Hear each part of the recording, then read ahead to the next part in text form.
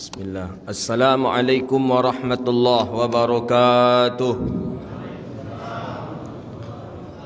Alhamdulillahil wahibil atiyah, wassalatu wassalamu ala khairil bariyah wa ala alihi wa sahbihi dhawi nufusi zakiyah.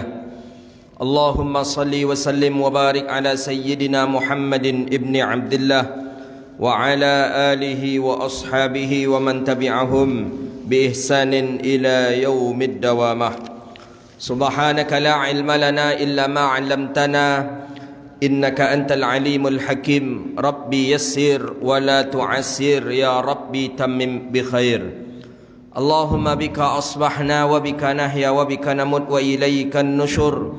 أصبحنا على فطرة الإسلام وعلى كلمة الإخلاص وعلى الدين نبينا محمد صلى الله عليه وسلم. رضينا بالله ربا وبالإسلام دينا وبمحمد صلى الله عليه وسلم نبيا ورسولا أما بعد. Puja dan puji syukur kepada Allah. Alhamdulillah, di waktu yang mulia ini Allah izinkan kita bisa duduk di rumah Allah, di hari yang mulia, di bulan yang mulia, di majlis yang mulia. Mudah-mudahan kita menjadi orang-orang yang dimuliakan Allah Subhanahu wa taala. Amin ya rabbal alamin. Salawat dan salam kepada Nabi yang agung, Nabi yang mulia, Sayyidina Rasulullah Muhammad sallallahu alaihi wasallam. Allahumma salli wa sallim ala Sayyidina Muhammadin tibbil qulubi wa dawaiha wa afiyatil abdani wa shifaiha wa nuril absari wa diyaiha wa ala alihi wa ashabihi bi'adadin kulli ilmillah ya rabbal alamin. Bapak Ibu hadirin yang dirahmati Allah Subhanahu wa taala, lanjutan kajian kita kitab Bulughul Maram Babul Adab. Hadis yang akan kita bahas hari ini lanjutan daripada hadis kemarin, an Abi Hurairah radhiyallahu taala an. Hadis masih yang meriwayatkannya adalah Sayyidina Abi Hurairah. Abi Hurairah sahabat Rasulullah sallallahu alaihi wasallam. Namanya Abdurrahman Ad-Dausi, itu nama beliau. Beliau dulu penyembah api dari golongan Majusi. Ada mengatakan beliau termasuk menyembah matahari. Maka namanya dulu sebelum masuk Islam Abdus Syams, hamba matahari. Abi Hurairah.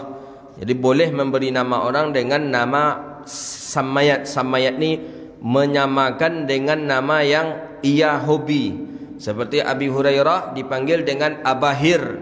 Abahir berarti bapak kucing. Jadi kalau ada kita yang hobi burung, berarti boleh nama dengan Abu Tuyur. Pagi burung, siang burung, malam burung. Lagi nama apak tu Abu Tuyur namanya. Apak burung. Tuyur tu burung artinya. Kalau ada yang suka maaf-maaf anjing, lagi nama Abu Kilab. Apa Abu Kilab tu? Apa anjiang. Ada di kita. Ambo ada dekat warga kita. Pagi baru alun subuh orang lain nyoba anjiang apa depa mambiak. Alun ni pipis lah. Alun nak jaga le anjiang tu silau ada. Beko malam sebelum lalu tengoklah anjiang terbalik. Beko sore ko orang membawa anak orang pergi jalan-jalan. Nya membawa anjiang pergi jalan-jalan. Yang bawa pak tu jangan Abu Kilab. Berang nak kira-kira tu nampak dak kan Abu nyawa kan. Abu ilolo nama yo Abu Kilab nyawa lah. Tak ketahunya makna kilab dan anjing tu tersinggung ya kan. Tapi tak ya apa tu dah. Sesuatu yang kita sukailah hendaknya yang kita jaga, yang kita pelihara, seperti Abi Hurairah. Qala, apa kata Abi Hurairah radhiyallahu taala an? Rasulullah sallallahu alaihi wasallam yaqul, Nabi berkata, hadis ini sahih. Hadis ini hadis muttafaqun alaih. Apa kata Rasulullah sallallahu alaihi wasallam? Unzuru ila man huwa asfala minkum. Unzuru, lihatlah olehmu, ila man huwa asfala minkum, kepada orang yang dianya orang itu di bawah kamu. Jadi kalau maksud hadis kau, kalau memandang-mandang, awak mandanglah ke bawah, jangan ke atas memandang. Kalau orang-orang dulu bahasanya langsung saja, kalau orang memandang ke atas itu orang sombong katanya. Di dalam bahasa hadis juga tidak elok memandang ke atas. Maksud memandang ke atas itu adalah hadis ni hadis maknawi. Unzuru ila man huwa asfala minkum. Memandang ke bawah. Ke bawah maksudnya di sini maknawi. Maknawi maksudnya memandang bagaimana keadaan kita, pandang pula orang di bawah kita. Ada pula orang yang menterjemahkan hadis ini, disuruh oleh Rasulullah kita memandang ke bawah katanya. Jadi kalau berjalan awak memandang ke bawah. Ada orang tiap berjalan memandang ke jempol kakinya. Tiap berjalan memandang ke jempol kaki. Ini kaum-kaum sufi ini, orang-orang sufi yang memang ghaddul basar. Mereka itu Allah karuniai bisa ghaddul basar, bisa menundukkan pandangan, memandang ke bagian jempol. Begitu. Cuman kalau kita kondisi kita hari ini, macam mana nak memandang ke jempol? Awak membawa oto, tak mandangnya ke jempol tu lantak oto orang. Atau kita berjalan, tak bisa. Dulu mungkin kata para sufi, dengan jumlah manusia yang tidak banyak, kemudian itu mengajarkan untuk ghaddul basar. Jadi kalau awaklah memandang ke jempol kaki, itu pandangan takkan mungkin bebas lagi. Lah ke situ aja lagi. Jadi nak banyak nampak dah awak nah. Maka hari ini orang-orang mengganti dengan memakai khumur, memakai rida, tapi sudah diletakkan di atas seperti ini. Jadi kalau nampak kita orang-orang Makkah, orang Madinah seperti ini, itu adalah pakaiannya orang-orang sufi sebenarnya. Kenapa? Kalau sudah seperti ini, nak banyak yang nampak awak lah. Yang nampak orang yang di muka awak aja lah. Yang di samping nak nampak lah, tutup. Gitu. Kalau kita kan tak nombor deko, nampak je orang baru tengoklah rumah orang itulah manfaatnya. Jadi ghaddul basar. Jadi kenapa kita dianjurkan memandang ke bawah? Dianjurkan memandang ke bawah itu supaya daripada kita tidak banyak daripada melihat kiri dan kanan, dan kita cukup melihat daripada bagian kita saja. Itulah ulama-ulama tasawuf. Tengok kalau pergi datang ke tempat-tempat suluk khalwat, orang-orang suluk baru boleh dia keluar dari tempat suluknya, pergi mandi kah, pergi solat Jumat kah, pasti dia dianjurkan oleh gurunya memakai ini. Supaya apa? Supaya menundukkan pandangan. Itulah dia. Jadi orang-orang tasawuf itu orang-orang terjaga itu. Makanya orang-orang sufi itu, orang-orang tasawuf itu sifat daripada sifa'u qalbahu, safiyun qalbah, bersih hatinya daripada ma'siwallah. Jadi tidak ada lagi di dalam hatinya dunia. Karena sumber maksiat terbesar itu, Bapak Ibu yang dirahmati Allah, Imam Al-Ghazali mengatakan dalam Minhajul Abidin, adalah mata. Mata sumber maksiat terbesar. Sumber maksiat. Dari mata nanti turun ke syahwat, parut. Makanya awak sodo yang akan awak boli ketika berbuka. Karena dari mata awalnya. Dari mata timbul ke syahwat nafsu menengok orang-orang yang sedang terbuka auratnya. Maka kata Imam Al-Ghazali, sumber daripada maksiat adalah mata. Maka orang yang bisa menundukkan pandangan, maka Allah jaga dia dan Allah berkahi dia. Itulah maka sumber maksiat itu adalah mata.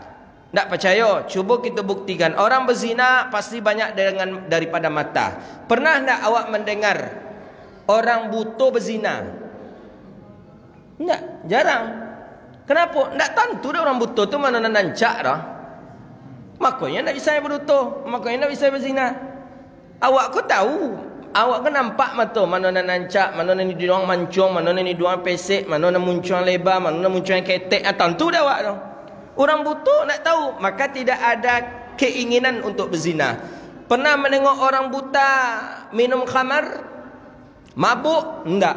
Pernah nengok orang buta saling bunuh-membunuhan, iri-iri? Enggak. Pernah nengok orang buta menghasut? Enggak, jarang. Kenapa? Karena dia tidak melihat. Maka kata Imam Al-Ghazali, sumber maksiat adalah mata. Mata sumber maksiat. Maka kalau orang-orang yang Allah jaga matanya, memang Allah berikan kenikmatan yang lebih nikmat lagi daripada orang-orang yang memandang mata ke mana-mana. Itu dia. Maka sahabat Nabi SAW ada yang memang buta. Di antaranya tukang azan Rasulullah, namanya Abdullah bin Ummi Maktum. Itu buta Abdullah bin Ummi Maktum. Nabi tukang azan Nabi dua. Abdullah bin Ummi Maktum satu, Bilal ibni Abi Rabah satu. Jadi dalam hadis Bukhari itu kan jelas itu. Bilal ibni Abi Rabah dengan Abdullah bin Ummi Maktum. Ini dua ni tukang azan Nabi. Tapi yang lebih terkenal itu adalah Bilal bin Rabah. Padahal Abdullah bin Ummi Maktum juga tukang azan Rasulullah sallallahu alaihi wasallam. Jadi ketika azan subuh, Abdullah bin Ummi Maktum dulu azan. Setelah azan Abdullah bin Ummi Maktum, barulah azan Bilal ibni Abi Rabah. Ini dalil bahawa azan di zaman Rasulullah ada dua kali. Jadi azan subuh di zaman Nabi dua kali.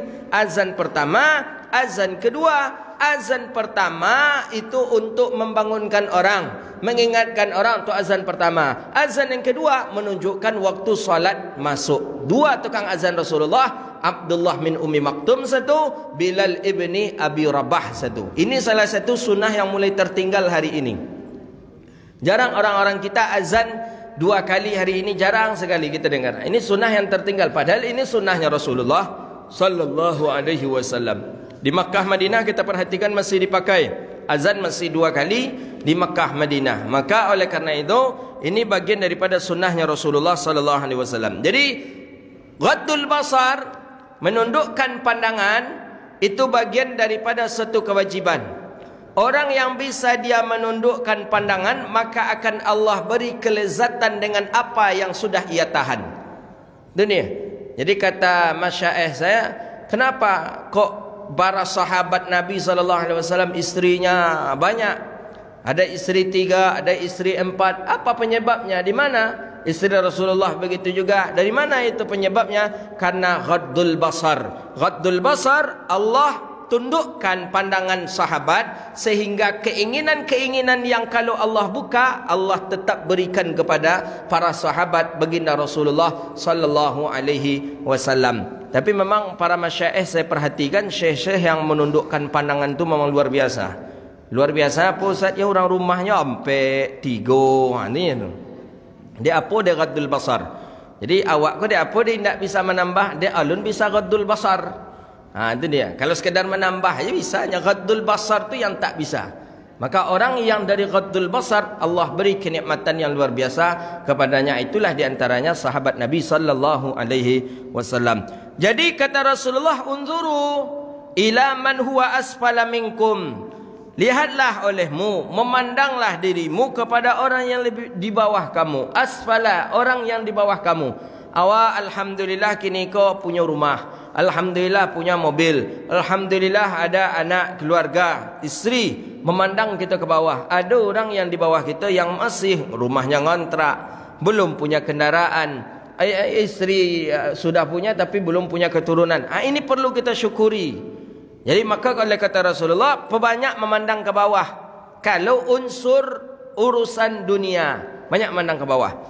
Wala tanzuru ila man huwa fawqa minkum. Dan jangan kamu melihat kepada orang yang di atas kamu. Kalau urusan dunia awak memandang ke atas, berbahaya. Bahaya. Orang punya oto, awak alun je punya oto lah dah. Awak masih punya Honda aja baru. Awak nak punya Honda memandangnya ke atas, orang lah punya oto. Awak punya sepeda memandang ke atas, orang lah Honda, awak sepeda aja baru. Ikut bahaya nanti. Bagaimana usaha yang nanti, dia mesti harus memiliki apa yang orang miliki. Makanya mencilok jadinya. Dia gara-gara banyak memandang ke atas. Apalagi hari ini ibu-ibu biar biasa di rumah.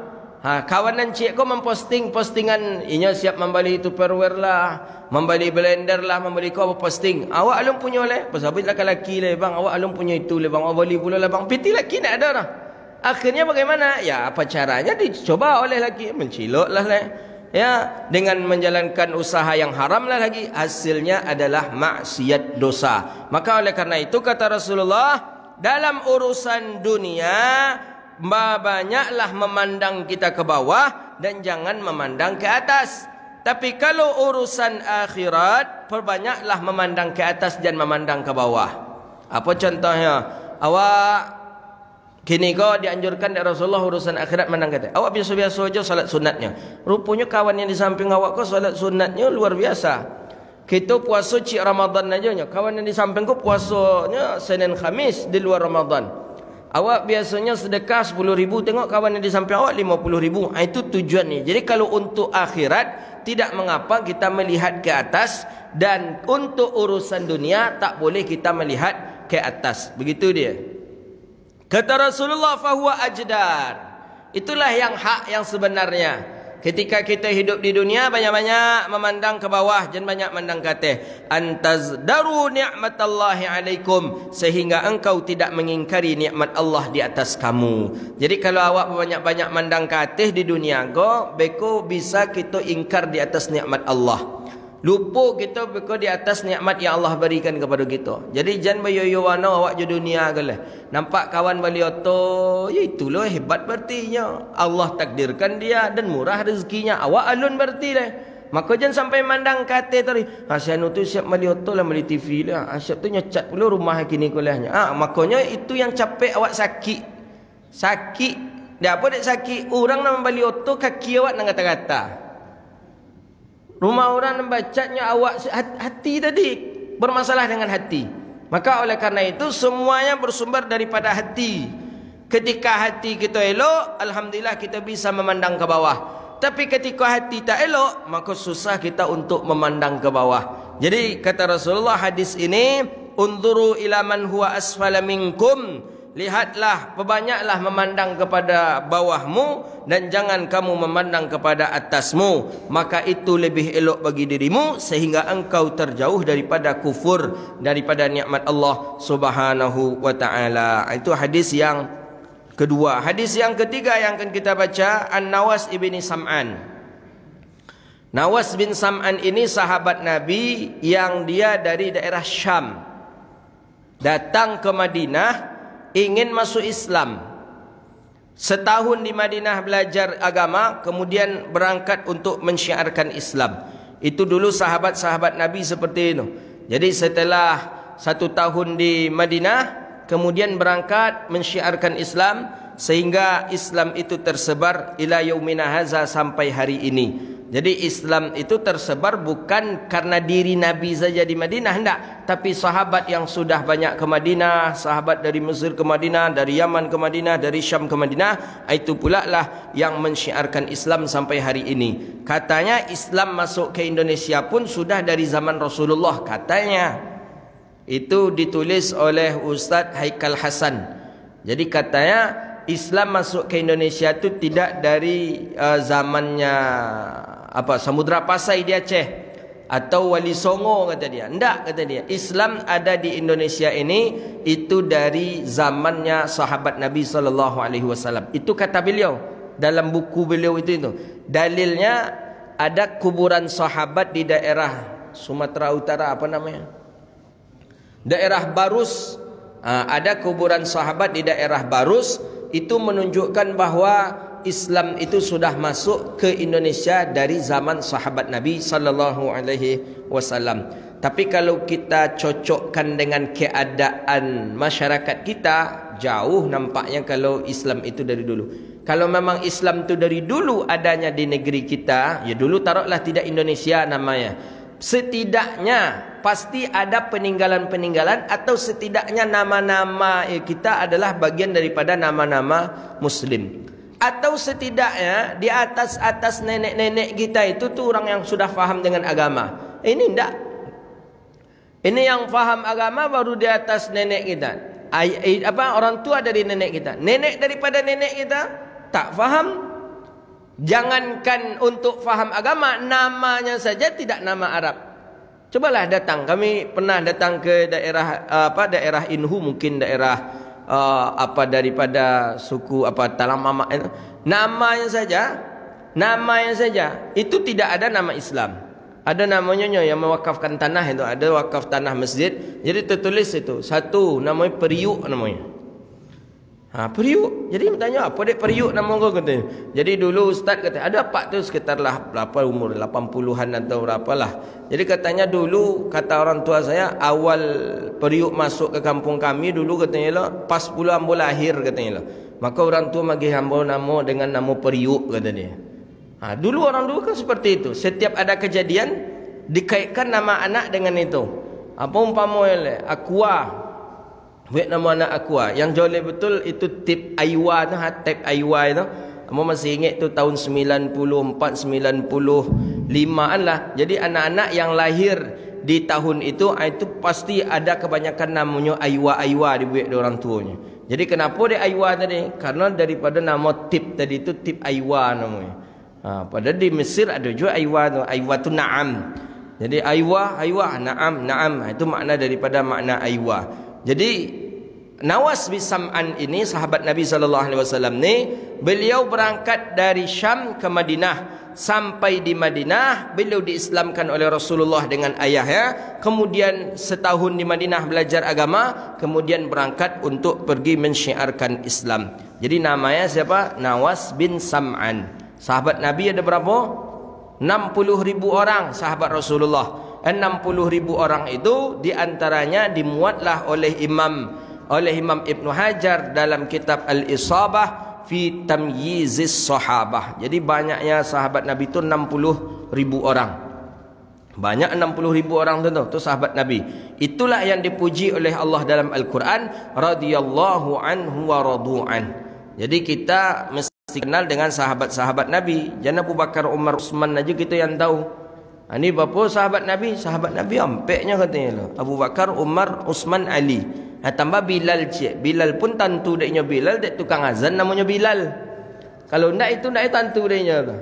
Jadi ada lagi sahabat Rasulullah. Siapa? Nawas bin Sam'an, Abi Hurairah. Pokoknya banyaknya 60.000 sahabat Rasulullah sallallahu alaihi wasallam. Di Baqi' saja itu ada 5.000 orang sahabat Nabi dikuburkan di Baqi'. Bapak Ibu pernah ke Baqi'? Di Madinah ada kuburan, di sana ada istri Nabi, di sana ada di sana ada anak Rasulullah. Di situ tuh sahabat Nabi jumlahnya ada 5.000 orang dikuburkan. Di Mesir ada satu desa namanya Bahnasa. Di Bahnasa itu ada 8.000 orang sahabat Nabi dikuburkan di sana.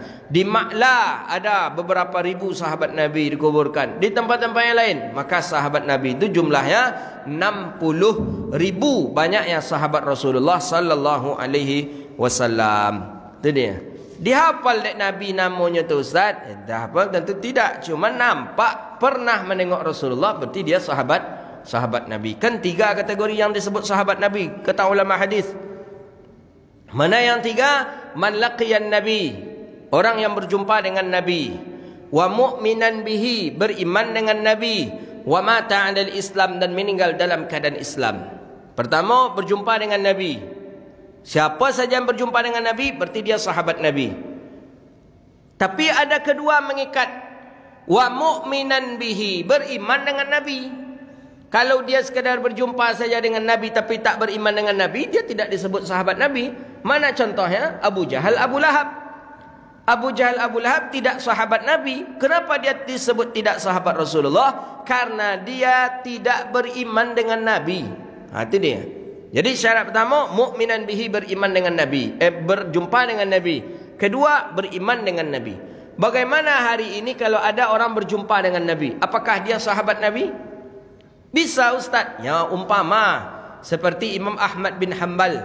Imam Ahmad bin Hanbal, pendiri mazhab Hanbali, itu setiap hari didatangi oleh Rasulullah majlis beliau. Majlis beliau pembacaan hadis. Majlis seperti majlis ini membaca hadis Rasulullah. Nabi datang, Imam Ahmad bin Hanbal berdiri. Lama Imam Ahmad bin Hanbal berdiri. Murid-murid heran. Ini syekh ni tak pernah berdiri ini, tapi kali ini kok berdiri, lama berdiri ni, ada apa ini? Setelah lama berdiri, Imam Ahmad bin Hanbal kembali duduk. Jadi setelah selesai majlis pengajian, murid datang ke Imam Ahmad. Syekh, kenapa engkau tadi berdiri? Engkau tak pernah berdiri selama ini dalam majlis pengajian hadis. Kenapa engkau berdiri Syekh? Kata Imam Ahmad, aku berdiri karena Rasulullah SAW datang ke majlisku. Nabi datang ke pengajianku, kata Imam Ahmad bin Hanbal. Makanya aku berdiri takzim lahu, untuk memuliakannya, kata Imam Ahmad bin Hanbal. Kira-kira bisa tak? Apa tak bisa?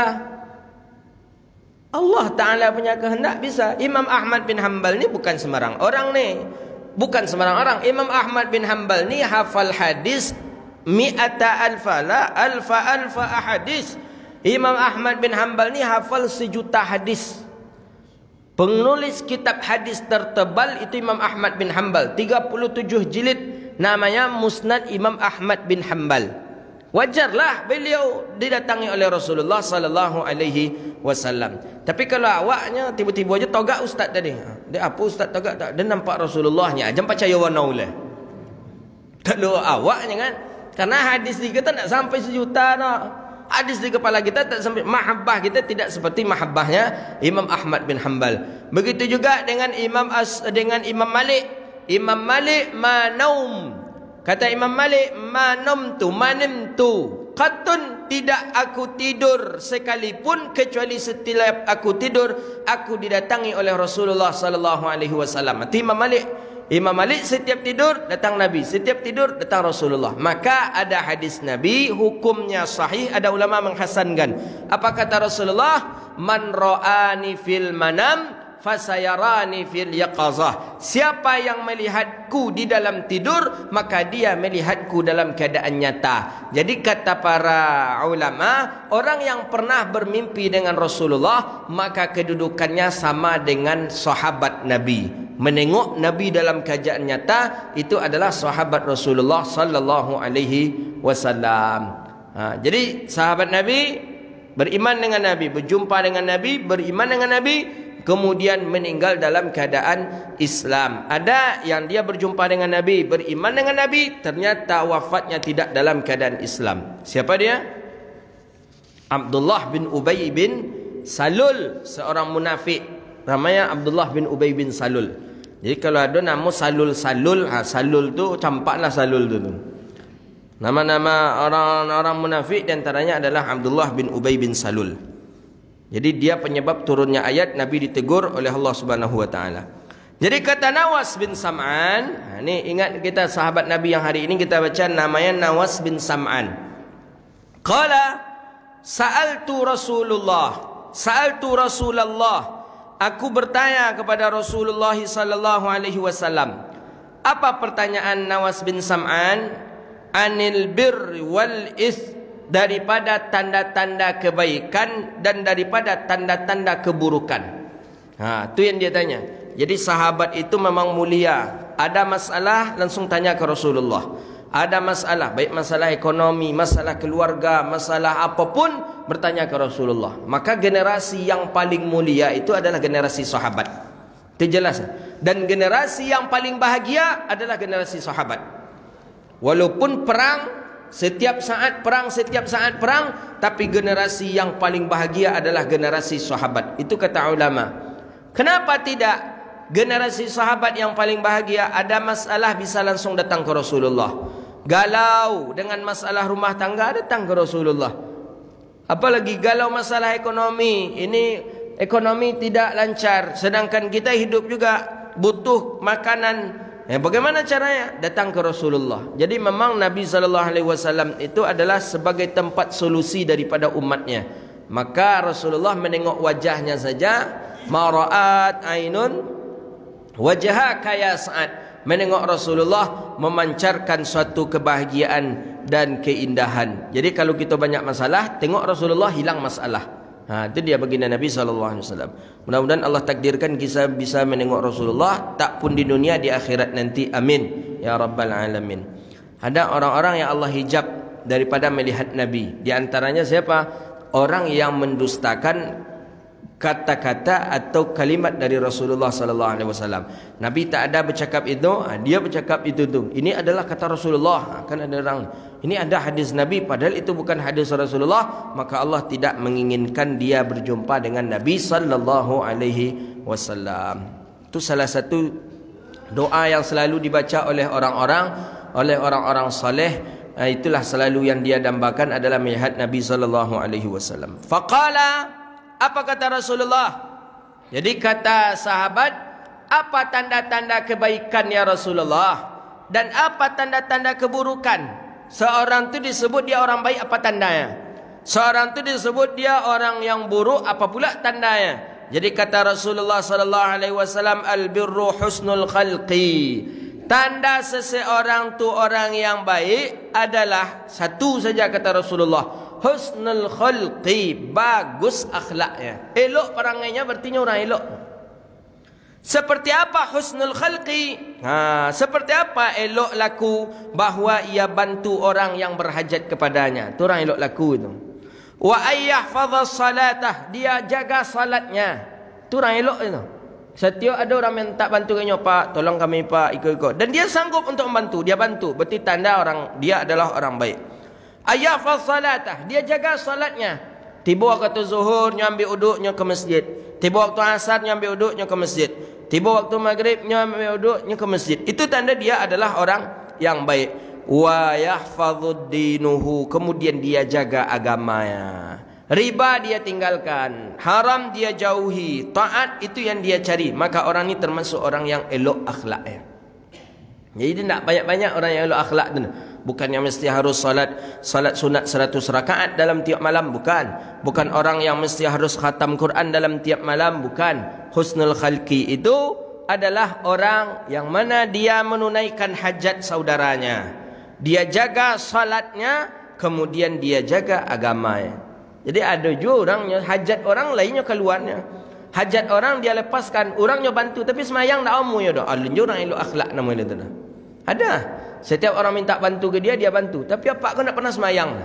Jadi ketika ditanya apa nak semayang paknya? Nak semayang tu kan amalan wak masing-masing tu mah katanya.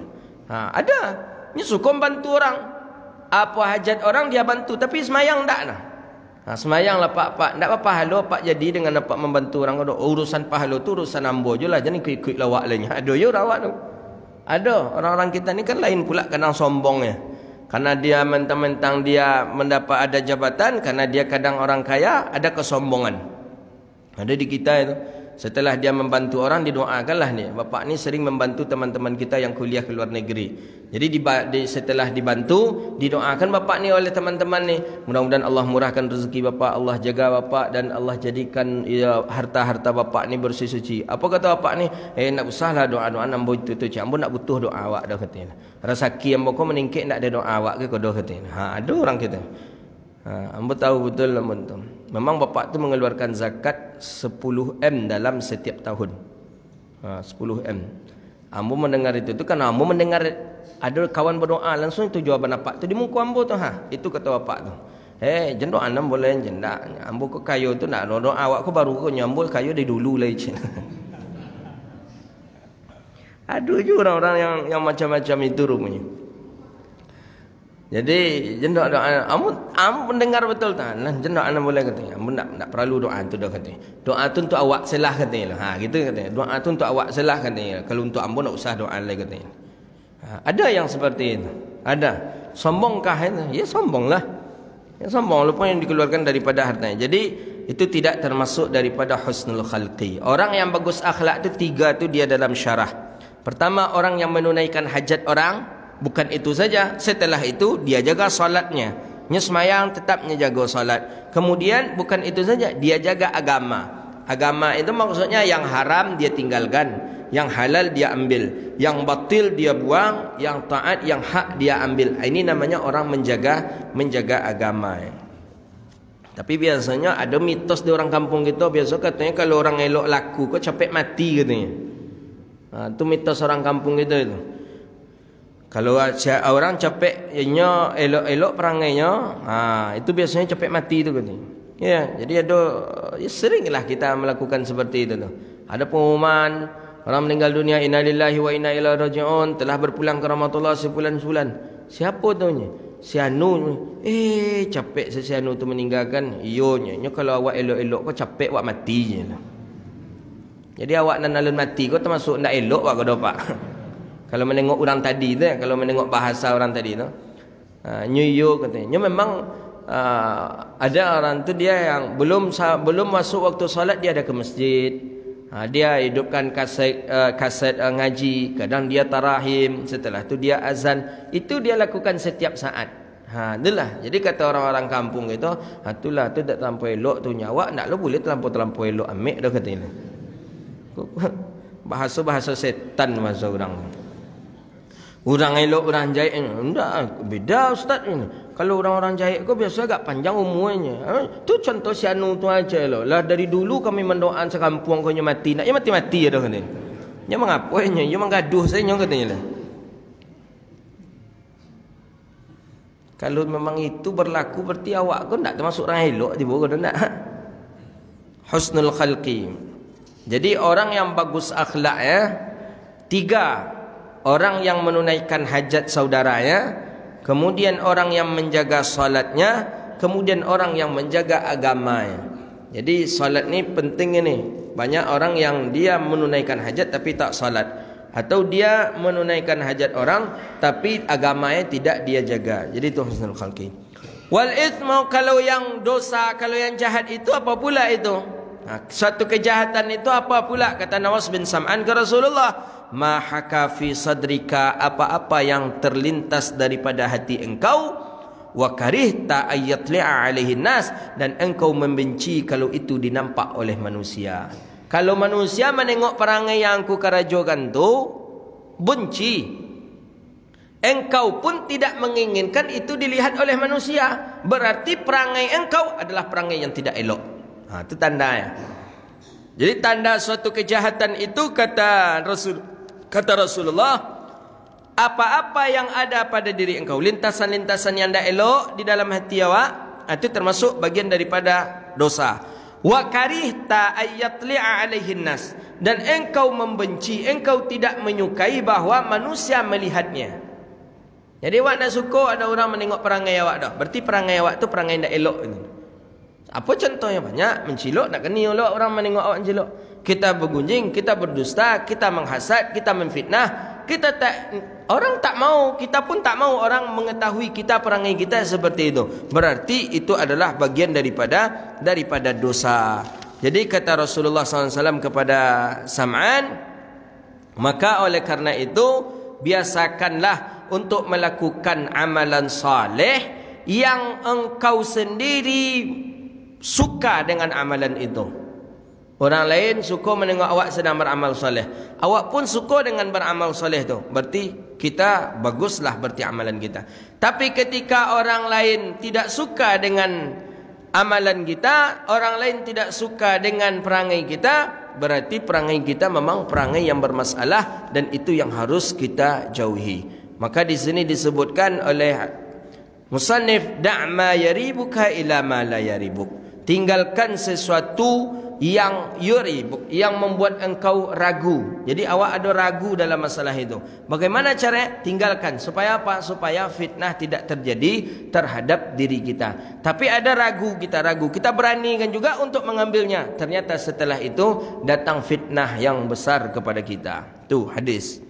Hadis berikutnya an Abdullah ibni Mas'ud. Kita ada berapa Ramadan lagi? Subuh Selasa, 2 Ramadan lagi. Tak tamat nampak kitab ini. Kita akan mengkhatamkan bagian adab ini nih. Kitab Bulughul Maram. Hadis berikutnya Abdullah ibni Mas'ud radhiyallahu taala an. Abdullah bin Mas'ud ini sahabat Nabi yang paling kecil tubuhnya. Kalau bahasa kita gini tu kerdil. Ketek ya, kerdil, smekot. Namanya Abdullah bin Mas'ud. Tapi walaupun dia kecil, imannya kuat. Imannya paling kuat. Maka pernah suatu ketika dia duduk-duduk dengan sahabat Rasulullah sedang di rumah. Duduk-duduk, ketawa semua sahabat. Terbahak ketawa, terdengar oleh Rasulullah. Kenapa kalian? Kata Rasulullah. Siapa yang kalian tertawakan? Kata Rasulullah sallallahu alaihi wasallam. Bercakaplah satu orang, ya Rasulullah, si fulan ya Rasulullah, Abdullah bin Mas'ud. Mengapa dia? Kenapa kalian tertawakan? Betisnya kecil ya Rasulullah. Namanya orang ketek tu ketek lah betis kan. Betis. Kalau orang gadang tu gadang pula betisnya. Ini kecil, kerdil. Usianya ketika itu sudah puluhan tahun. Lah tua lah berumur lah. Tapi betisnya kecil. Ya orang, tak bayang dah. Ini orang pendek, orang kerdil, orang kecil. Memang kecil badannya. Abdullah, kecil. Itu yang kami tertawa. Apa kata Rasulullah? Lawazanat, kata Nabi. Kalau seandainya ditimbang betisnya tadi dengan iman-iman kalian, masih beratlah betis daripada betisnya Abdullah bin Mas'ud itu. Jadi walaupun orangnya kecil, itu dapat pujian dari Nabi sallallahu alaihi wasallam. Jadi suatu ketika Abdullah bin Mas'ud dihina oleh salah seorang daripada kafir Quraisy. Ketika itu kafir Quraisy ini menghina karena dia ni kecil. Dihina. Akhirnya tak tertahan oleh Abdullah bin Mas'ud. didatangi oleh Abdullah bin Mas'ud rumah orang yang menghina dia tadi. Jadi kata orang yang menghina tadi, engkau nak membunuh aku? Iya, kata Abdullah bin Mas'ud. Takkan bisa, disepelekanlah. Takkan bisa engkau membunuh aku, engkau kecil. Marah Abdullah bin Mas'ud, takkan bisa. Naiklah Abdullah bin Mas'ud ni ke atas tempat yang agak tinggi, kursi atau meja seperti itu. Kemudian ia layangkan pedangnya dan memang terputuslah leher daripada leher orang-orang kafir tadi, yang membunuh dia tadi. Jadi lari dia. Itu terjadi juga asbab perpecahan di Makkah kalau tak salah kejadian itu. Akhirnya banyaklah orang-orang mencari Abdullah bin Mas'ud ini untuk dibunuh. Tapi Nabi menyelamatkan sahabat Rasulullah bernama Abdullah bin Mas'ud. Beliau ini termasuk ulama sahabat.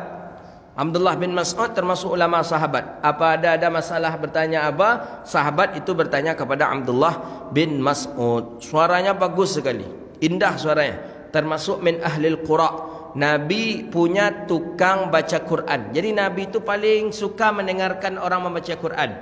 Jadi kalau ada acara-acara, Nabi suruh sahabat baca Quran, Nabi mendengarkan itu. Di antara tukang baca Quran Nabi ada Abi Musa Asy'ari, ada Abdullah bin Mas'ud, kemudian ada Ka'ab ibni Zuhair. Itu kesukaan Rasulullah sallallahu alaihi wasallam. Begitu juga kesukaan Nabi qasidah. Qasidah itu kesukaan Rasulullah itu sallallahu alaihi wasallam. Dalam hadis Bukhari dijelaskan itu. Suka Nabi itu. Suka qasidah. Tahu kita qasidah kan? Qasidah suka. Ya Hanana, ya Hanana, ya Hanana, ya Hanana. Zahara dinul muayyad bi zuhuri Nabi Ahmad. Nabi suka itu. Bukannya itu bid'ah itu. Tengoklah hadis dalam Sahih Bukhari. Kawan kan sodo bid'ah katanya. Jadi kalau malah Imam Nawawi menganjurkan dalam kitab Al-Azkar. Tengok dalam kitab Al-Azkar, kata Imam Nawawi, disunnahkan bagi seseorang untuk melantunkan qasidah, untuk bernyanyi, untuk berlagu ketika dia sedang musafir, untuk menghilangkan suntuk ketika awak musafir sedang berauto. Putarlah lagu qasidah tu. Imam Nawawi dalam kitab Al-Azkar menjelaskan boleh melakukan hal yang seperti itu. Hadis dalam Sahih Bukhari jelas itu. Sayyidah Aisyah, orang-orang Ahbas memainkan tongkat kecil di dalam masjid Nabi. Di dalam masjid mereka berqasidah, memuji-muji Nabi. Muhammadun abdun saleh, Muhammadun abdun saleh. Nabi menengok, para sahabat menengok tu, berkeliling masjid, para sahabat di Madinah menengok. Nabi menengok juga. Di dekat pintu rumah Nabi, Nabi kan bagian kiri. Dari pintu tu Nabi memandang ke masjid, orang-orang Ahbas sedang berlagu-lagu memuji Rasulullah sallallahu alaihi wasallam. Datang Sayyidah Aisyah wa wada'a khiddiha ala katifaihi syarif. Diletakkanlah oleh Sayyidah Aisyah pipinya di bahu Nabi sallallahu alaihi wasallam. Di dekat pintu Nabi berdiri, datang Aisyah, diletakkan oleh Aisyah pipinya di dekat bahu Rasulullah sallallahu alaihi wasallam. Kata Nabi, "Aturidaha? Engkau suka ini?" Kata Nabi kepada Aisyah, "Ya Rasulullah." Dibiarkan Nabi Aisyah menengok orang berqasidah, berlagu-lagu di dalam masjid Nabi. Hadis dalam Bukhari ada ini. Jadi bid'ah satu hadis tadi nak kita kemana kan hadis tu.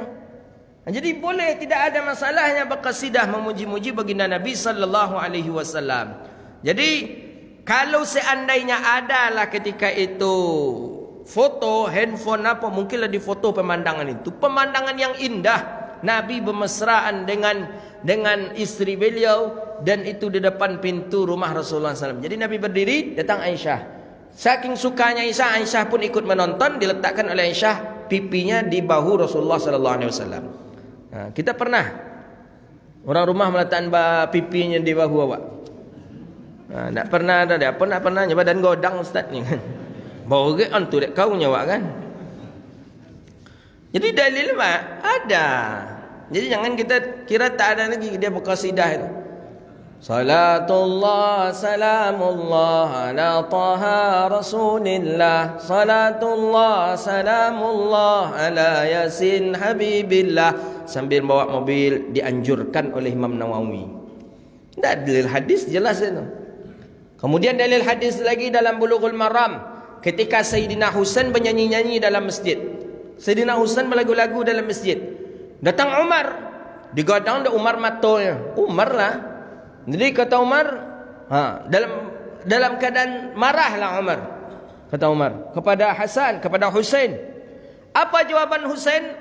Engkau melarang aku melakukan ini, sedangkan aku pernah melakukan ini depan orang yang lebih mulia daripada engkau. Depan siapa?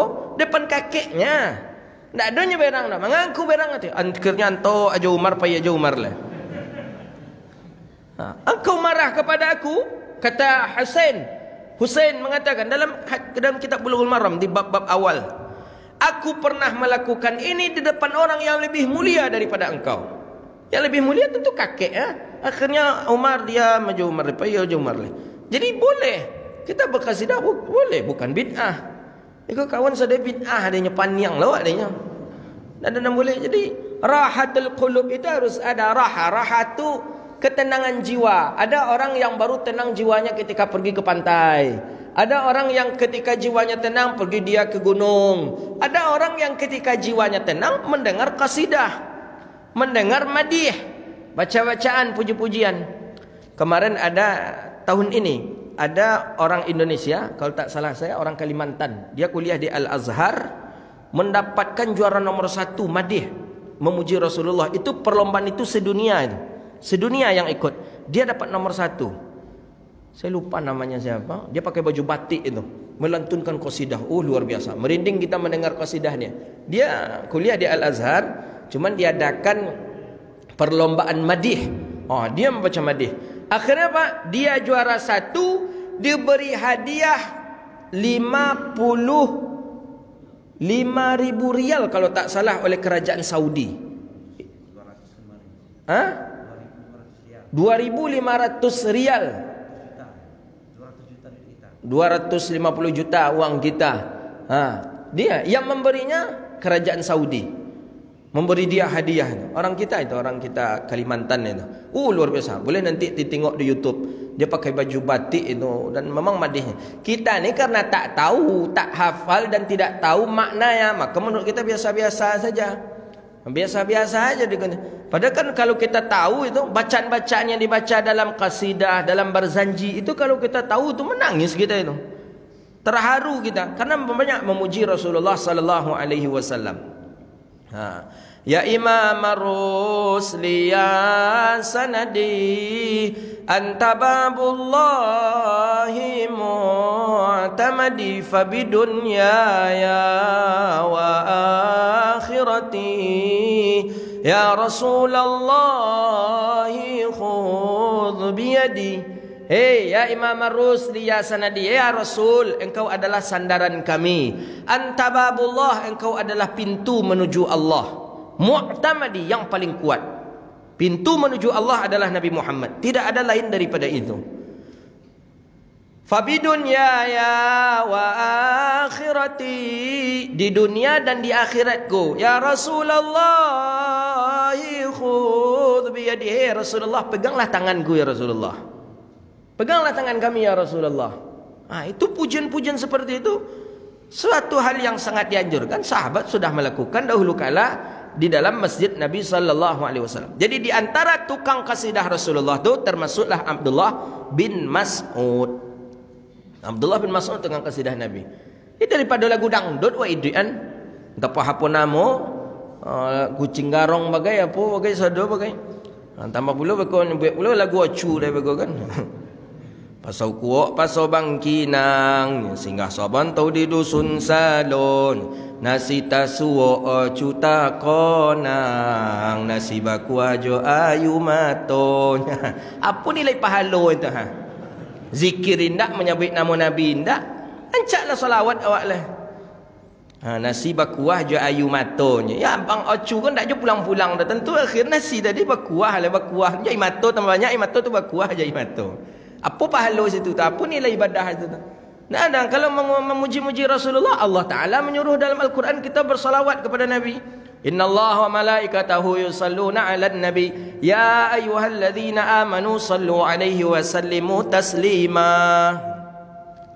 Saya hampir menengok para masyaikh ngaji di Mesir, ngaji di Makkah, ngaji Madinah, ngaji di Sudan. Saya perhatikan umumnya masyaikh sebelum membaca hadis ni pasti dianjurkan kami berqasidah dulu.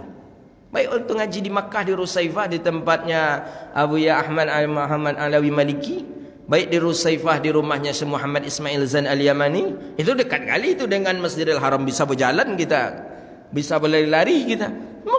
Sebelum mengaji Sahih Bukhari, kita memelantunkan qasidah dulu. Bushra lana nilnal muna dhalal ana wa falhana waddahru anjaz wa'dahu wal bishru adha mu'lana bushra lana nilnal muna dhalal ana wa falhana. Apa ibu dia nak tahu arti tu antok aja kalau tahu. Kalau tentu Allah sallallahu alaihi ni. Itu dia. Jadi terhibur kita. Rah tenang hati kita. Saya masih ingat Syekhuna di Jumaah kalau kami membaca itu beliau selalu menangis itu. Menangis. Syekh itu menangis dia. Lama menangis, terisak-isak dia menangis. Terasa-rasa Rasulullah tu baru kemarin meninggal dunia. Dengan kita memuji-muji beliau, dengan kebagusan, nak layak yang dipuji kecuali Allah. Nabi Muhammad pun puji. Allah Ta'ala yang selalu memuji Nabi Muhammad. Dalam Al-Quran tu tengoklah, sebelum nama Nabi Muhammad saja penghormatan ke Nabi Muhammad ada Rasul, ada kalimat Rasul, ada kalimat Nabi, tidak langsung kepada Muhammadun sallallahu alaihi wasallam. Jadi Abdullah bin Mas'ud ni termasuk tukang qasidah Nabi. Jadi Nabi suka, ya berqasidah kata Rasulullah. Dibacalah qasidah oleh para sahabat Nabi sallallahu alaihi wasallam. Ada qasidah yang bagus sekali yang dilantunkan dalam Ramadan. Itu diperuntukkan untuk isteri Nabi yang bernama Khadijah. Lupa saya qasidahnya apa. Itu bagus sekali. Itu memuji Sayyidah Khadijah. Khadijah meninggal 11 Ramadan, dalam bulan Ramadan. Dan qasidah itu di Makkah, di Mesir pun saya perhatikan masyayikh membacanya pas di bulan Ramadan.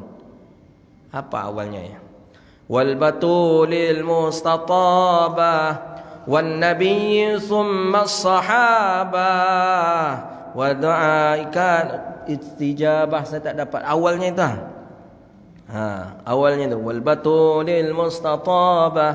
Kalau ada dapat awalnya, itu enak berqasidah itu. Itu di bulan Ramadan para masyayikh saya perhatikan mengumumkan itu.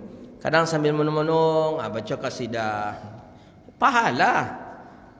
Bid'ah, nyanyi-nyanyi bid'ah. Musik haram kecik kawanan di samping tu. Nak ada musik masuk Islam dah kan. Kata Ustaz Somad dengan Ustaz Adi Hidayat, musik ada musik Islami. Nang kecik kawanan di sebelah awak tu keciknya tak ada dah. Manalah ada musik masuk Islam kecik tu. Nya nak mengerti dah. Sama je yang di kampar wak petang tu unggih di mana? Nya ditahan ni. Akhirnya minta maaf ya beliau. Dan tengok ya video viral tu. Lama tengok video viral. Bahaya tu. Unggih di mana? Tahu unggih? Kalau orang piaman jangan sabit lo unggih dah mungkinnya lah bang. Lain arti unggih tu tu. Kalau orang acu unggih tu burung lah ya. Unggih. Orang acu banyak memangkas-mangkas saja bahasanya. Unggih itu dari kalimat unggas. Gole itu dari gelas. Bore dari beras ini. Itu kalau orang acu tu kunci. Kalau ingin pandai bahasa acu tu. Banyak yang KEN. Gelas dia jadi gole. Unggas jadi unggih. Boleh. Ustaz Abu Zara harus pandai tu. Boleh. Bore. Beras jadi ka bore. Pokoknya ada SSS di belakang tu pai ka bekolin. Unggih di mananya? Di dahan. Kutu di mananya? Di tangkuknya. Itunya ustaz tu kan. Lah menengok video viral tu kan. Boleh. Apa katanya lagi? Caciung di mananya? Di tanah. Siap tu? Lauk ikan di mananya? Lauk di mananya? Di ayunya lah. Jadi ustaz itu dia menisbahkan Allah Ta'ala tetap punya tempat. Berkeyakinan dia Allah tu punya tempat. Kalau Allah punya tempat, mana nan dulu tempat pada Allah? Kaji bongak-bongak je lah wakna. Bertanya lah malam mana nan dulu? Makanya menurut ahlu sunnah wal jamaah, kata Syekh Yusuf Qaradawi, di dunia ini 97% Muslim ahlu sunnah wal jamaah. Menurut ahli sunnah wal jamaah, Allah laisa lahu makan, Allah tidak berhajat kepada tempat. Menurut teman-teman Salafi Wahabi, Allah berhajat kepada tempat. Tu mah bukti ceramah ustaz tu. Akhir minta maaf jadi kan, punya minta maaf kan, tapi belum selesai kabarnya itu.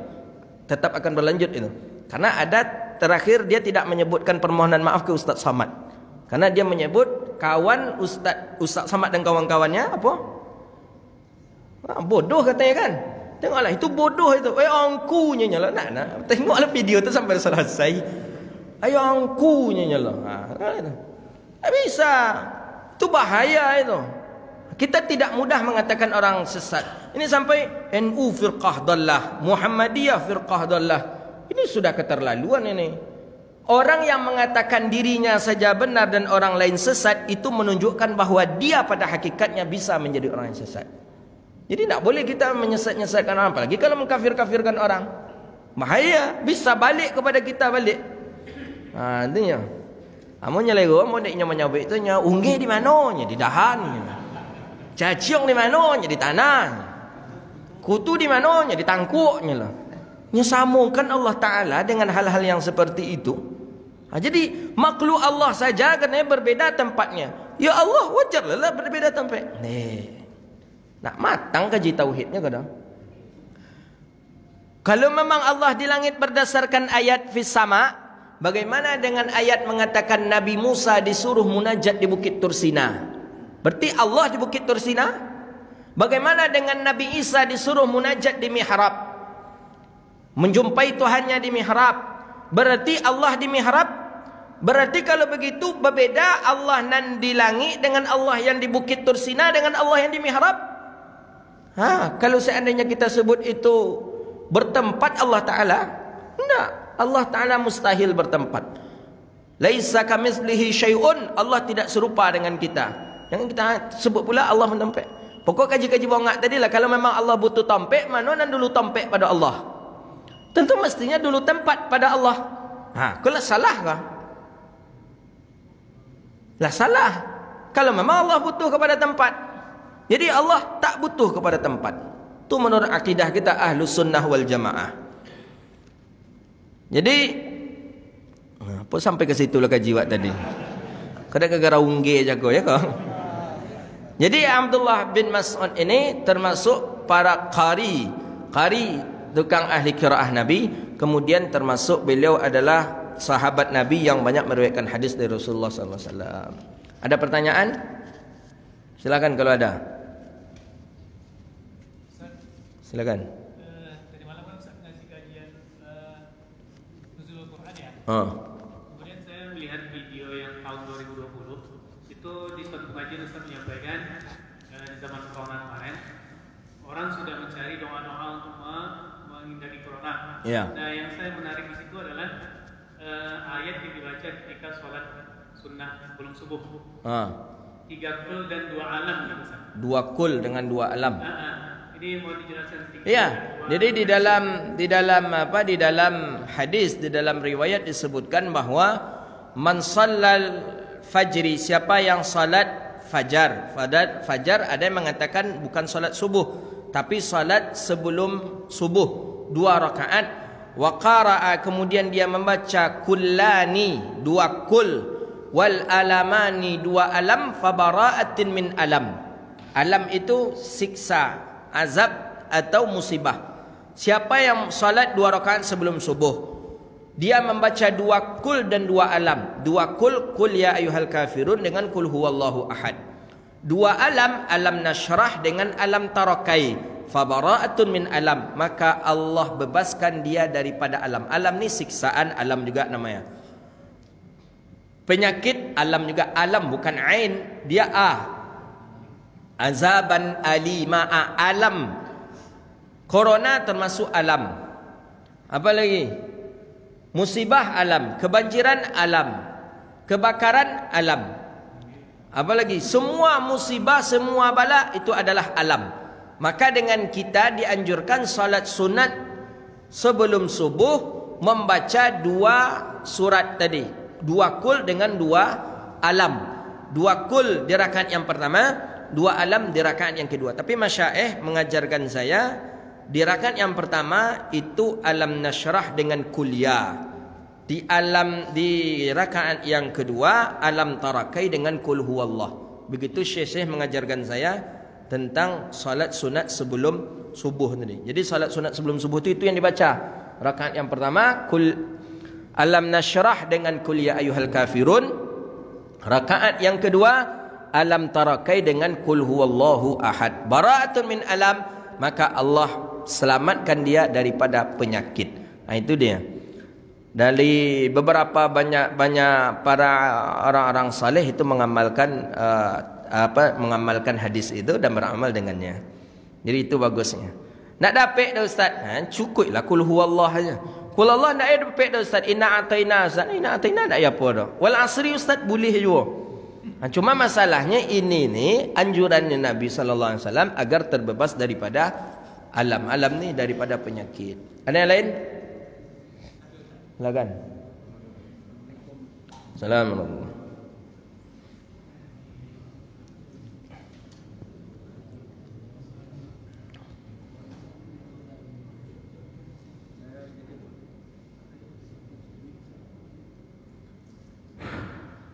Sedikit Pak, mau bertanya nih Pak.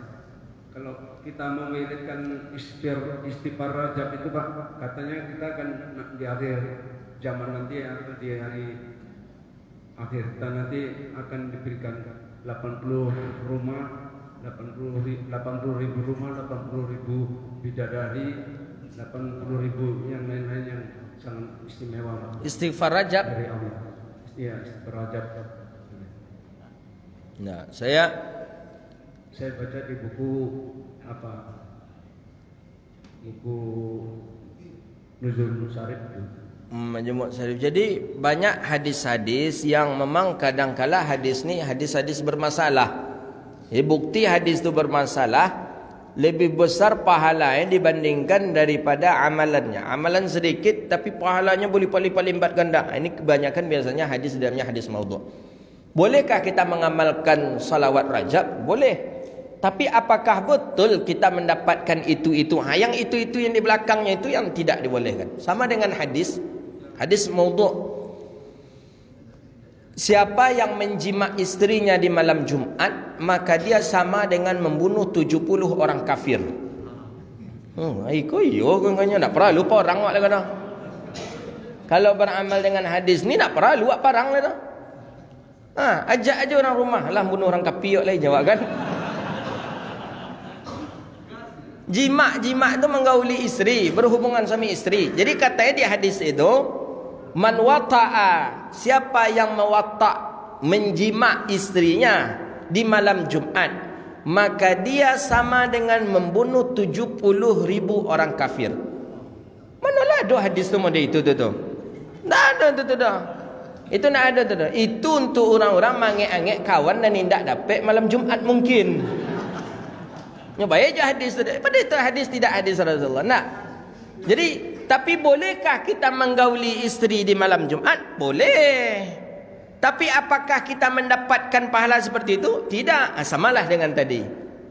Salawat Rajab ada. Bolehkah diamalkan? Boleh, karena menurut hasil ijtihadnya para ulama sufi. Boleh. Tapi apakah kita mendapatkan yang seperti yang tadi? Wallahu alam, itu serahkan kepada Allah. Tapi tidak ada di dalam hadis Nabi sallallahu alaihi wasallam. Itulah yang saya pertanyakan sama Pak Ustaz. Apakah betul yang tulis Ustaz itu di buku atau kita mengamalkannya? Tak apa-apa, silakan saja amalkan. Tapi kita apakah mendapatkan hal yang seperti itu? Itu di hadis Nabi tidak ada. Jadi kalau nak mengamalkan silakan. Sama dengan hadis syekh lain. Man wata'a zaujatahu, hadis maudhu', hadis palsu. Siapa yang menggauli istrinya fi sabahil Jumat, di subuh Jumat, maka dia sama mendapatkan pahala al-fahaj, 1000 kali haji.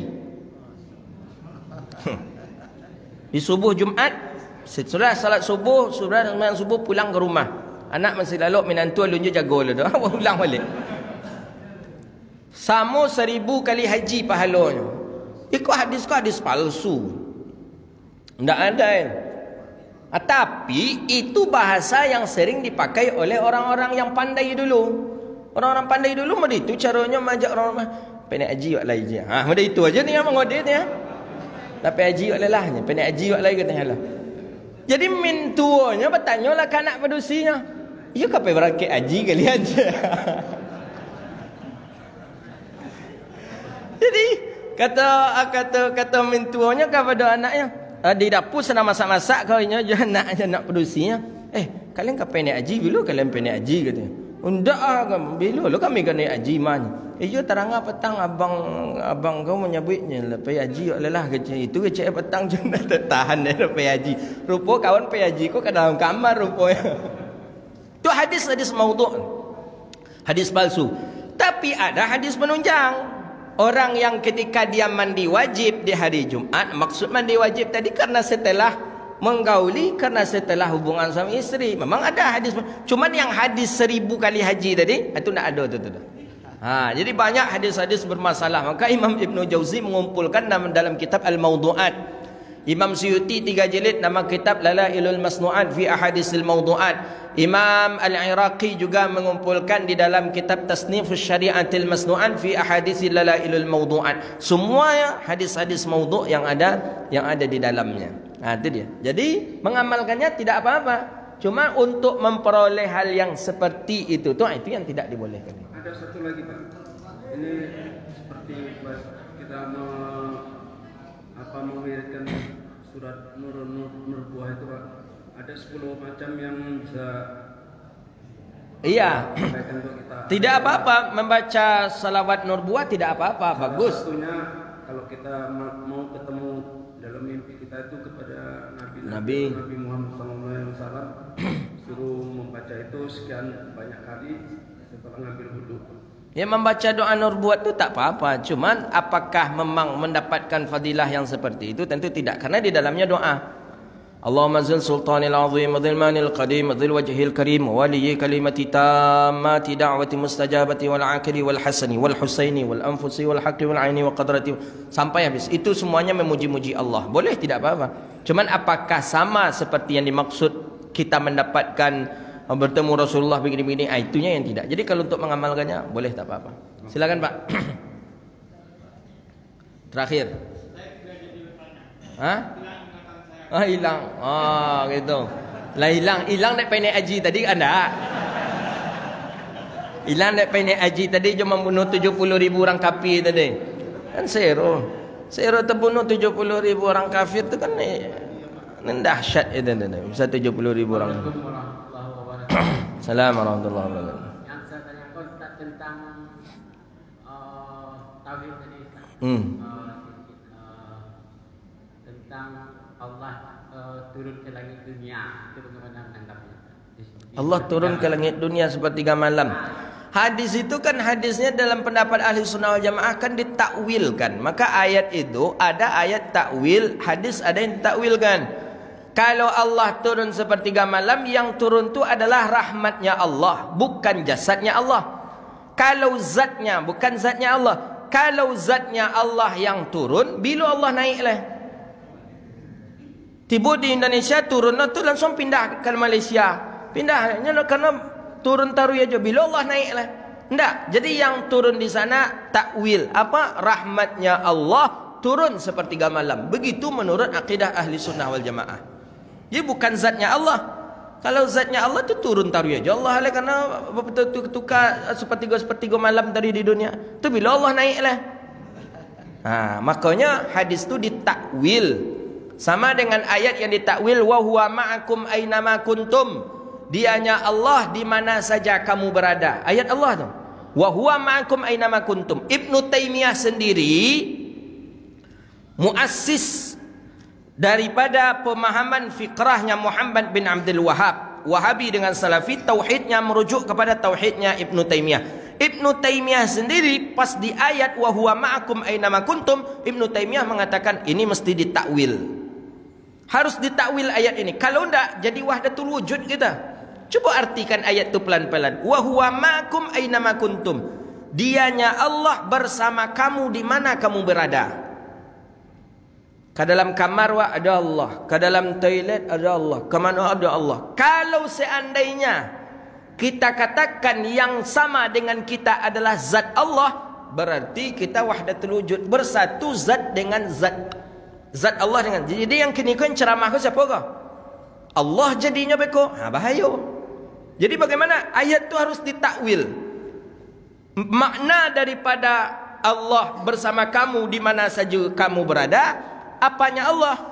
Bukan zat tapi ilmullah. Bukan zat Allah tapi ilmullah. Ilmu Allah di mana saja kita berada, di sana diketahui oleh Allah. Tapi zat Allahkah bersama kita? Tidak. Itu makanya maknanya takwil. Ayat berikutnya tentang takwil lagi. Banyak ayat-ayat itu ada yang ditakwil, ada yang tidak. Tidak pula semuanya yang harus ditakwil. Fid dunya a'ma wa fil akhiratil a'ma. Apa? Di dunia dia buta, di akhirat dia buta, kemudian dia menjadi orang yang merugi. Berarti kalau ayat tu ndak wak takwil, orang nan buta di dunia kini ku buta lo di akhirat besok tu. Akan bahaya tu. Tapi maksud buta di sana apa? Buta hati, bukan buta mata. Jadi itu namanya takwil. Itu dia. Jadi yang acu bajangguit buat cakor tu, hanya nak tentu dia takwil tu dah, nak pakai dia takwil tu dah. Makanya nyelantak saja dia, unggih apa saja lantak dah. Baik. Ada lagi terakhir. Silakan. Kau nak ada tangik tu makanya terakhir.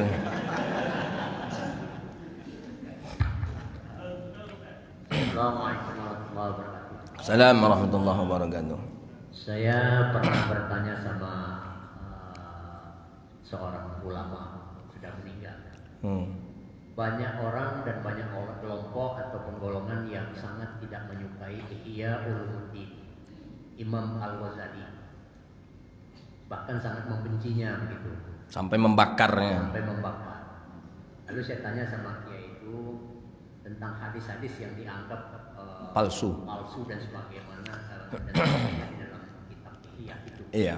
Beliau menjawab begini, kaitannya dengan masalah yang Qazah tadi, bahwa Imam Ghazali itu ketika menulis kitab Ihya, ada satu hadis yang dia ragu atau apa, dia langsung tanya dengan Rasulullah. Insyaallah. Dia tanya dengan Rasulullah, dia sholat 2 rakaat, kemudian dia bertemu dia Qazah dengan Rasulullah, dia tuliskan hadis itu. Meskipun dalam sistem hadis mungkin itu dianggap palsu dan sebagainya. Yeah. Jadi maksud saya tanya Ustaz, adakah referensi yang Ustaz pahami seperti itu? Itu yang pertama. Yang kedua, dalam literasi hadis ataupun dalam khazanah hadis, kita mendengar ada atau kita kenal dengan ada nama Syekh Albani.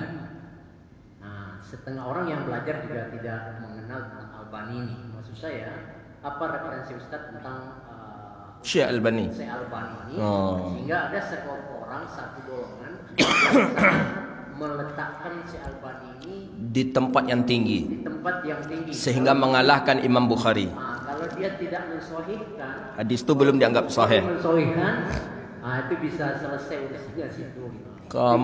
Itu baik. Yang kedua, yang ketiga. Yang ketiga, tapi ini penutup kan? Itu memang harus teangek nampak. Silakan. Yang ketiga, kira-kira menurut Ustaz, fenomena akhir-akhir ini tentang munculnya sekelompok orang, sekomunitas tertentu yang suka mengkafir-kafirkan orang, membid'ahkan orang dan sebagainya. Apakah ini sebuah big grand design terhadap Islam yang ingin menjatuhkan dan sebagainya, atau apa sebetulnya? Baik, terima kasih. Bagus. Pertanyaan yang 3 yang beruntung kau orang YouTuber kau yang beruntung ini. Ini langsung viral setelah itu. Pertama tentang Imam Ghazali dalam Ihya Ulumuddin. Itu Masya Allah itu. Jawaban Kiai tadi itu luar biasa itu. Cuma yang saya fahami selama ini, memang saya pernah mendengar itu daripada masyaikh. Cuman dari mana diambil referensinya saya tak dapat. Saya dengar saja dari masyaikh. Akan tetapi kitab Ihya Ulumuddin ini memang banyak dibenci oleh orang-orang karena Pertama, kitab Ihya Ulumuddin Imam Ghazali ini kitab yang di dalamnya memang jarang orang yang bisa menulis seperti tulisan beliau. Akhirnya orang menghajar beliau lewat daripada hadis-hadisnya. Dikatakan hadis di dalamnya banyak maudhu', hadis di dalamnya banyak palsu. Padahal dia tidak tahu. Ulama-ulama dari kurun ke-5, 6, Imam Ghazali kurun ke-5, 6, 7 sampai hari ini, sehingga ada di dalam tulisannya Imam Al-Hafiz Al-Iraqi mengatakan, kalau seandainya boleh membaca selain dari Al-Fatihah surah di dalam Al-Quran, maka orang akan membaca Ihya Ulumuddin di dalam salat. Begitu pentingnya kitab Ihya Ulumuddin Imam Al-Ghazali. Okey, orang menghajar Imam Ghazali dalam takhrij al-hadis. Hadisnya banyak bermasalah. Memang Imam Ghazali ini luar biasa. Kadang memang tak dijumpa kan hadis itu. La aslalah. Tidak jumpa, tak tahu di mana letak hadis ni, di mana letak hadis ni.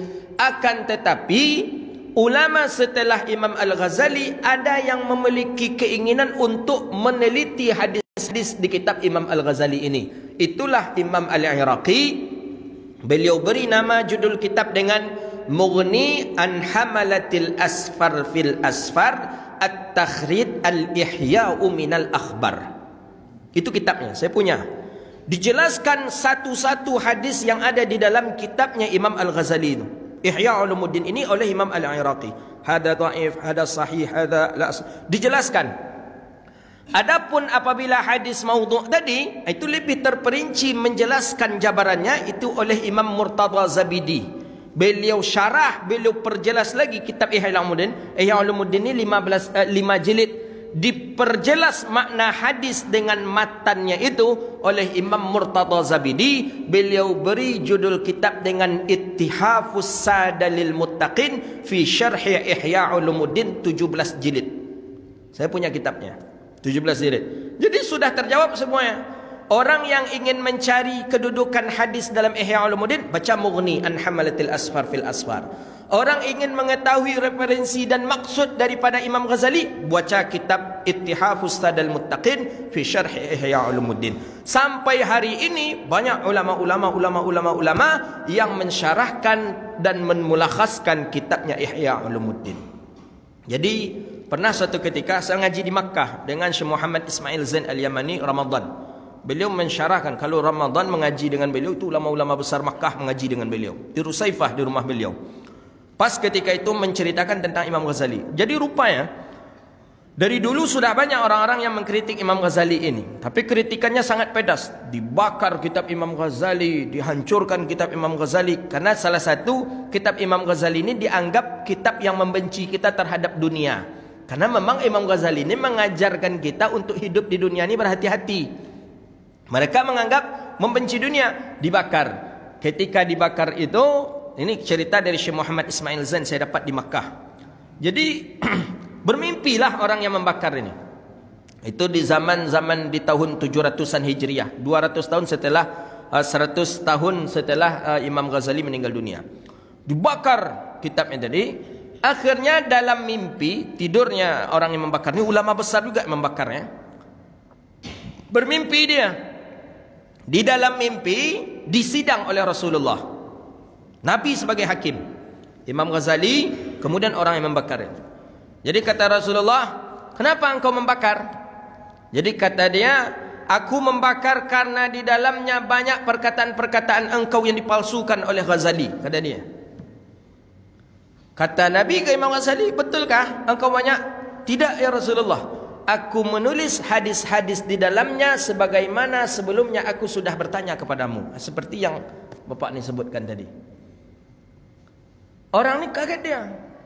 Ya, kata Rasulullah sebagai hakim. Ya, itu adalah sesuatu yang sudah engkau tanyakan, kemudian engkau tulis. Jadi orang ni dalam mimpi ni, akhirnya kesudahannya ini dijatuhkan hukum oleh Rasulullah. Dicambuk punggungnya dengan 40 kali cambuk. Setelah dicambuk, dia bangun dan dia lihat punggungnya berdarah dan memang sakitnya terasa lama sakitnya. Akhirnya semenjak itu dia taubat kepada Allah, dia puji-puji Imam Ghazali dan dia datangi kuburan Imam Al-Ghazali rahimahullahu taala. Itu masyhur ceritanya itu. Jadi dalam mimpi kena azab dek Nabi, jago rupanya memang berbirik-birik punggung. Antu berbiriknya. Berbirat-birat. Nah itulah bahasa Inggris tu. Berbekas. Punggungnya. Itu saya dapat cerita itu di Makkah daripada Syekh Muhammad Ismail Zain Al-Yamani. Jadi itu dia kritikan-kritikan terhadap Imam Al-Ghazali tadi sebenarnya sudah terjawab oleh Imam Hafiz Al-Iraqi, kemudian sudah terjawab juga dengan adanya syarahan yang disyarah oleh Imam Murtada Zabidi. Imam Murtada Zabidi ini muhaddis yang sangat terkenal sekali dengan bagusnya keilmuan daripada hadis beliau. Kemudian yang kedua, bagaimana pandangan Ustaz dengan Syekh Albani? Mungkin di masjid ini yang agak mengkritik Syekh Albani itu mungkin saya nampak mungkin yang penceramah. Saya tidak mengkritik, tapi sekedar mengomentari. Saya punya disertasi S3. Saya S3 saya di Sudan, disertasi saya di bab-bab akhir saya mengomentari dan mengkritik agak dalam terhadap Syekh Albani. Kenapa? Karena disertasi saya itu membahas tentang Imam Ibnu Salah. Imam Ibnu Salah di kurun yang ke-600-an Hijriah, 500-an Hijriah sudah mengunci bab pentashihan hadis. Menurut Imam Ibnu Salah, tidak boleh ada lagi orang yang menghukum hadis semenjak daripada ini, kata beliau. Jadi tak ada lagi yang boleh mensahihkan hadis, menghasankan hadis, mendhaifkan hadis, sudah dikunci oleh Imam Ibnu Salah.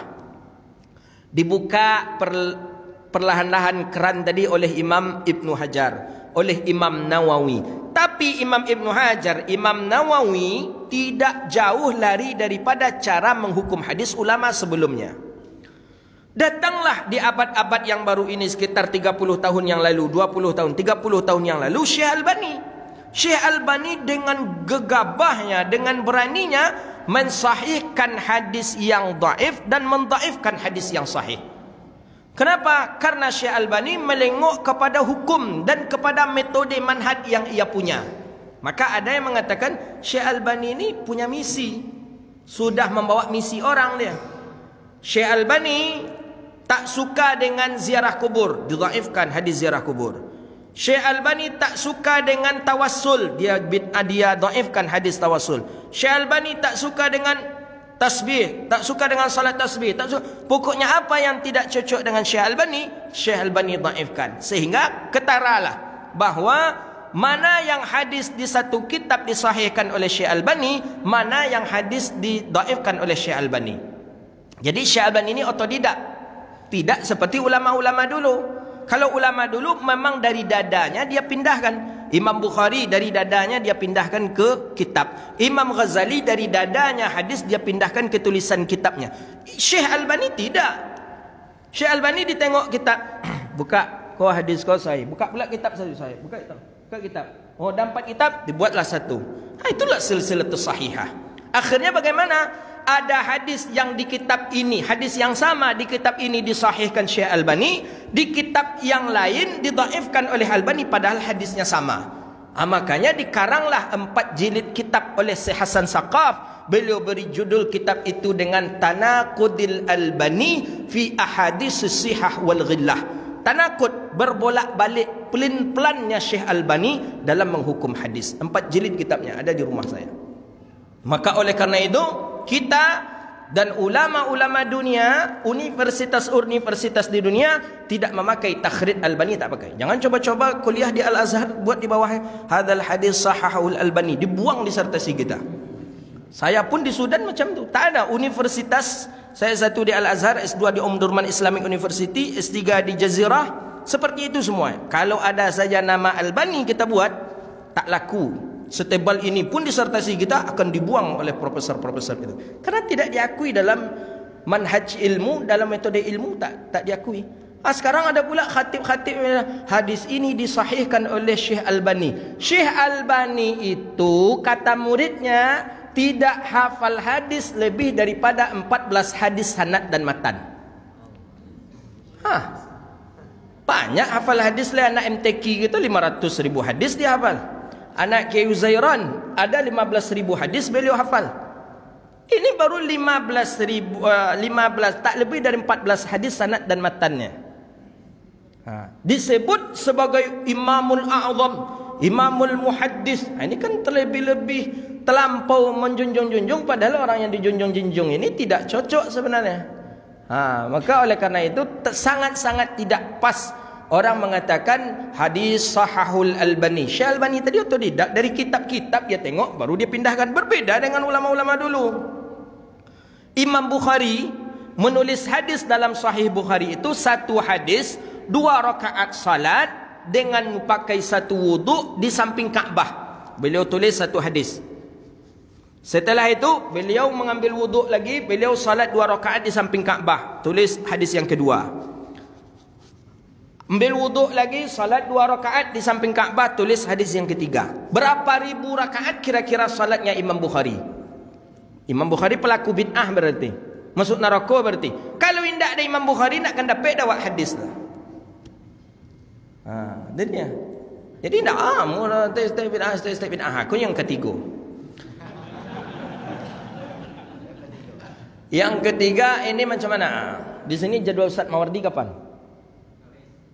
Kalau saya menjawab nanti nampak kali Ustaz tu kan dekat dengan Ustaz Abdul Samad, pasti sama nih. Ini sama-sama lulusan Al-Azhar. Orang Al-Azhar memang berlawanan dengan Salafi Wahabi. Tanya nanti ke Ustaz Mawardi. Beliau yang alumni Madinah, teman-teman kebanyakan yang hari ini yang apa tu kan tamatan Madinah umumnya. Tamatan Al-Azhar tidak berapa. Paling tamatan Al-Azhar yang meleset-meleset aja nih. Yang tidak memang ngaji ke Al-Azhar.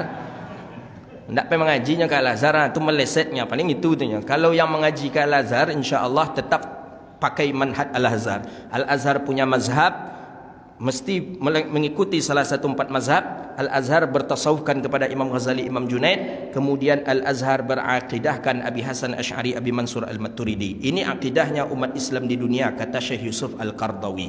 Jadi teman-teman Madinah, maka pertanyaan yang bapak ni yang ketiga ni tanya ke Ustaz Mawardi. Ini ada apa ni Ustaz? Apa ada masalah apa ini? Kok banyak ni firqah-firqah? Atau kok banyak ini cara-cara metode-metode dalam beragama dan mudah mengkafirkan orang, mudah membid'ahkan orang? Jawabannya saya saja menjawab, ini adalah pesanan dan memang ini adalah buatan. Disengaja. Lahirnya Wahabi sekitar 250 tahun yang lalu. 250 tahun yang lalu, sekitar tahun 1760-an atau 1800-an lahir Wahabi. Penyebab Wahabi lahir ni kenapa? Karena memang ketika itu Inggris ingin menghancurkan, ingin mengalahkan Khilafah Utsmani.